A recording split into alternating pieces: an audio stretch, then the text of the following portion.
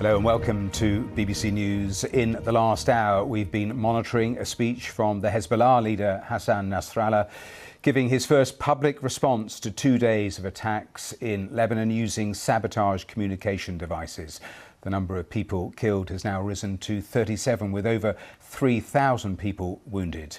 In a moment or two, I'll talk once again to our security correspondent, Frank Gardner. But let me tell you a little more about what Hezbollah's leader has been saying, because he accused Israel of being behind that operation over the last couple of days, which he said crossed all red lines. Thousands of pages were targeted by the Israeli enemy and detonated at the same time. With this operation, the enemy crossed all rules, laws and red lines. It didn't care about anything at all, not morally, not humanely, not legally. Well, that is still going on. We are monitoring that all the time with our teams inside the newsroom. But Frank Gardner, our security correspondent, has been with me through the last hour, monitoring what the Hezbollah leader has been saying. Worth just underlining, Hezbollah, of course, a proscribed terrorist group by the UK, US and other Western governments. But what have you picked out so far? Some of what he says is true, some of it isn't. He said, our command and control system is undamaged. Oh, yeah, right. It's absolutely trashed. I mean, they're in real trouble. They're reeling operationally from this. So they're in no position to fight a war right now, other than the low-level exchange of fire they're doing across the border. But where I think he's right is where he says, bring it on. We welcome, an invasion by the Israeli ground forces. We will receive them here. And actually, the last time Israeli ground forces did go into Lebanon, southern Lebanon, in 2006 in a major offensive, they did get a bloody nose. It ended in a very inconclusive sort of stalemate, essentially. And Israel found Hezbollah to be a much tougher nut to crack than they thought. They had, and I said this in the last hour, but they had pre-positioned a lot of their anti-tank devices. They had some very powerful Russian-built Cornet, for example, anti-tank weapons, mines that were buried under the exact bit in the road where they thought the Israeli tanks would probably try and maneuver.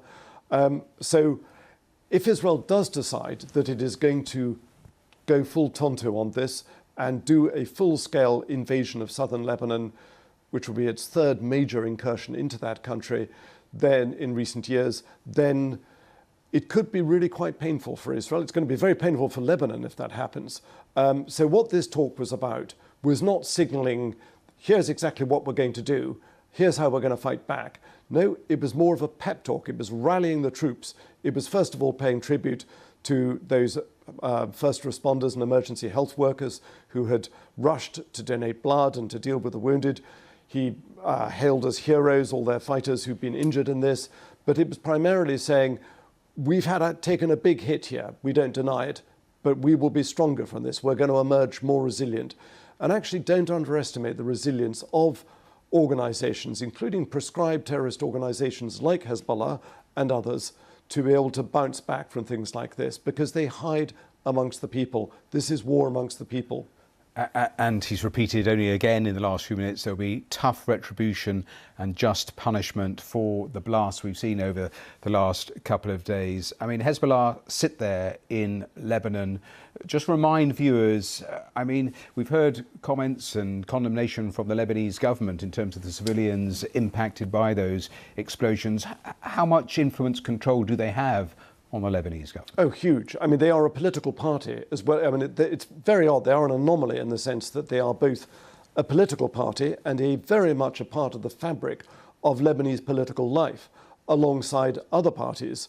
Lebanon, of course, is a multi-confessional country. It's a small place where people speak French, Arabic and English. You've got Sunni Muslims, Shia Muslims, and Hezbollah tend to be, well, they are in fact entirely Shia Muslims, following the Shia branch of Islam.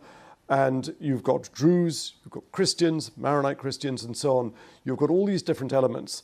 And so it's been always a really difficult balancing act to try and keep the place on an even keel. And of course, they had a horrific civil war that lasted from 1975 till 1990. And the fear now is that Lebanon could once again be plunged back into warfare, just as its economy is in a really powerless state. Let's look at the situation from the other direction. Your assessment on the Israeli strategy, because of course it's a coalition government. We know that Benjamin Netanyahu extending the war aims, but under huge pressure from the far right, the extremists within his own coalition government. So in terms of Israel's strategy, what do you discern from what we've seen over the last couple of days? I think there may well be a bit of a gap between what the military chiefs want and the security establishment on one hand, and necessarily what the politicians want. This is let's be clear about this. This is the most hard right government in Israel's history since 1948. The security minister, Itamar Ben-Gvir, he's been convicted of terrorism offences. He controls the police. Smotrich is the finance minister. These people are very much tied into the settler movement. They believe in not the West Bank and an independent ultimate state for the Palestinians, but this is Judea and Samaria, and this is the God-given right of the Jews to live there, and they'd like to see the place cleansed, as it were, of the Palestinians who've been living there for centuries. So underlying all of this, all the stuff we're talking about here in Lebanon and Pages and Gaza and all the rest of it, underlying all of that is this open running sore that the Palestinians, and this was brought to light in the UN yesterday, the Palestinians want their own independent, contiguous homeland in the West Bank with East Jerusalem as their capital.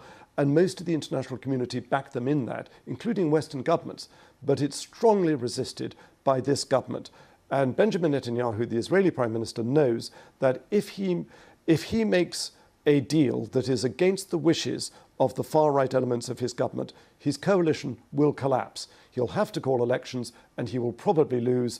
And many people speculate that he will then end up in court on corruption charges, possibly even facing jail. That is the backstory to what is going on at the moment.